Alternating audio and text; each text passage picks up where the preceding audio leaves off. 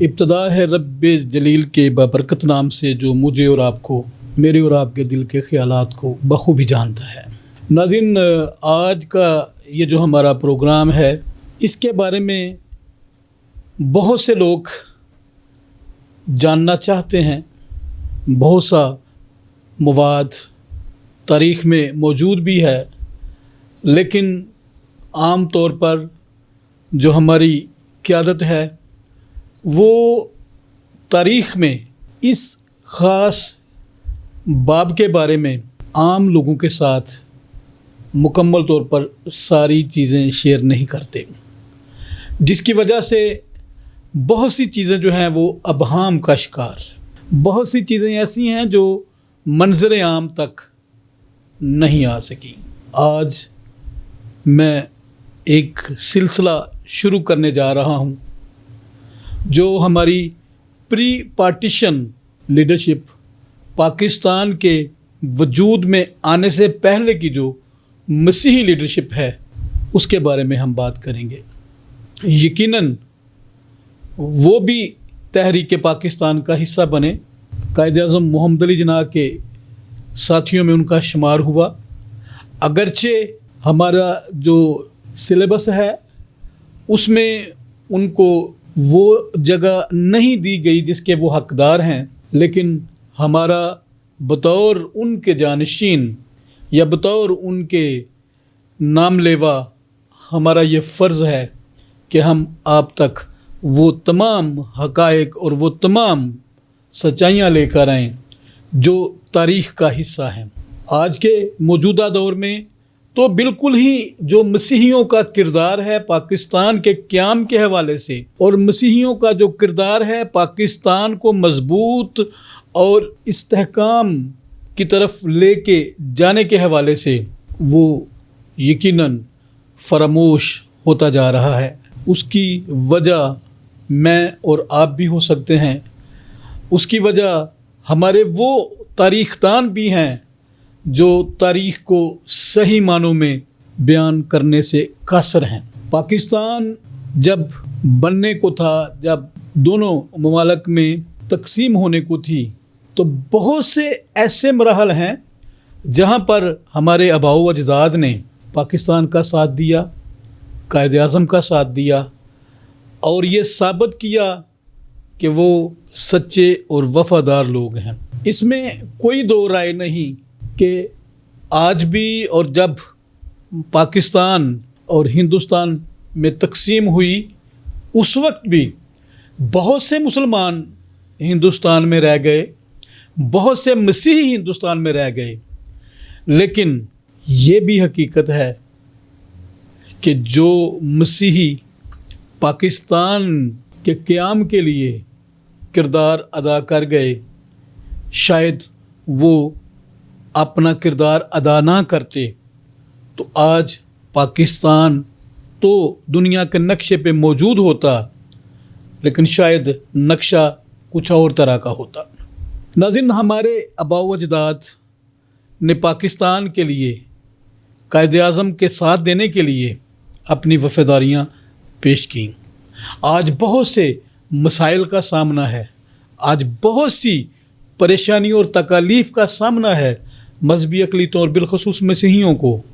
لیکن ہم اس بات پہ کنونسڈ ہیں، ہم اس بات کے لیے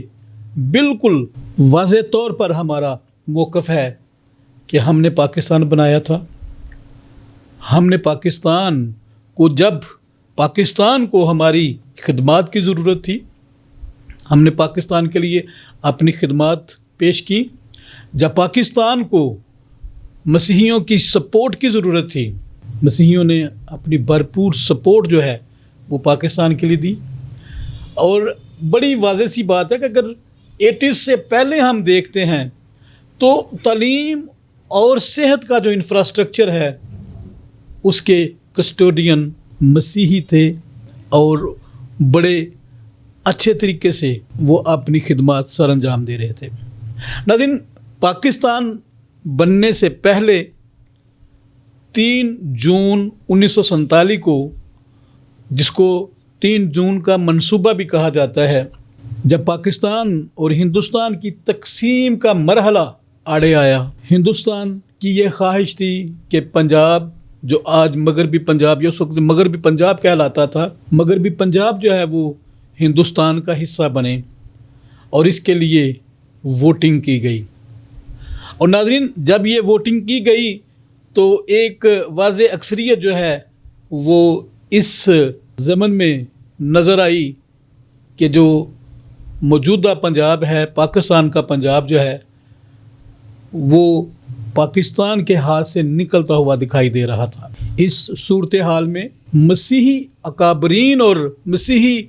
پارلیمنٹیرین جو اس وقت کے ممبران اسمبلی تھے، جو لیجسلیٹو ممبرز تھے، قائد اعظم محمد علی جناح نے جب ان کے ساتھ رابطہ کیا، یا دیگر جو سیاسی اکابرین تھے مسلم لیگ کے، انہوں نے جب رابطہ کیا، تو مسیحی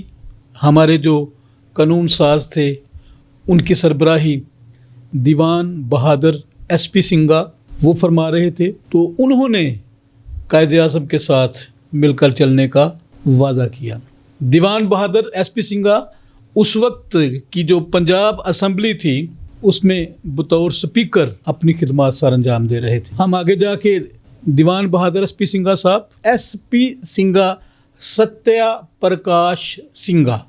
اور یہ جو دیوان بہادر ہے وہ انہیں خطاب دیا گیا تھا۔ ہم آگے جا کے اس کے اوپر بھی بات کریں گے، لیکن فی الحال ہم بات کر رہے ہیں کہ جب پارٹیشن ہو رہی تھی اور پنجاب کی تقدیر کا فیصلہ ہونے جا رہا تھا، تو اس سچویشن میں جب کہ پنجاب، آج کا پنجاب، اس وقت کا مغربی پنجاب جو ہے وہ انڈیا کے کھاتے میں، بھارت کے کھاتے میں جا رہا تھا ووٹنگ کے ذریعے سے، جب ووٹنگ کی گئی تو پاکستان کا حصہ بنانے کے لیے پنجاب کو مسیحی سیاستدان اور جو مسیحی اس وقت کے دستور ساز اسمبلی کے نمائندگان تھے، جن میں دیوان بہادر ایس پی سنگھا، فضل الہی، سی ای گبن، چارلز ایڈورڈ گبن اور آر کے یعنی کہ راج کمار تھے، یہ 4 ممبران جب قائد اعظم کے ساتھ مل گئے تو پنجاب جو ہے وہ پاکستان کے حصے میں آ گیا، جس پنجاب میں آج ہم رہ رہے ہیں۔ میں دعوت دینا چاہتا ہوں تمام دوستوں ساتھیوں کو جو پنجاب میں اقلیتوں کو دوسرے درجے کا شہری بنانے کی کوشش میں لگے رہتے ہیں، جو یہ سمجھتے ہیں کہ جو مسیحی ہیں یا جو مذہبی اقلیتیں ہیں وہ یہاں پر امانت کے طور پر ہیں۔ امانت نہیں ہے بھائی، آپ تاریخ کے پنوں کو کھولیں، تاریخ کو پڑھیں، اور آپ کو واضح طور پر اس بات کا ادراک ہو جائے گا کہ یہ پنجاب، یہ لاہور، یہ شیخو پورہ، سیالکوٹ،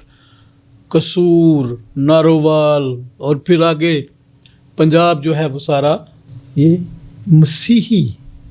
جو نمائندگان تھے اس وقت پنجاب اسمبلی کے، یہ ان کا تحفہ ہے پاکستان کے لیے۔ ہمارے آباء و اجداد پاکستانی اور ہم پاکستانی اور ہماری اولاد پاکستانی، پاکستان کے لیے جینا مرنا ہے ہمارا، پاکستان کی ترقی کے لیے، پاکستان کی خوشحالی کے لیے، پاکستان کی سالمیت کے لیے، پاکستان کے استحکام کے لیے ہر ایک مسیحی جو ہے وہ مخلص ہے، سنجیدہ ہے،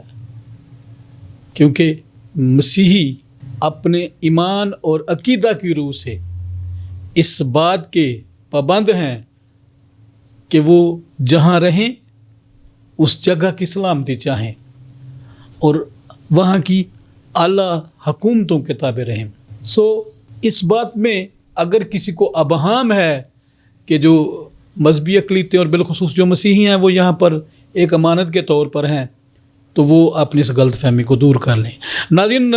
ہم آپ کو بتائیں گے کہ ہمارے یہ جو ممبران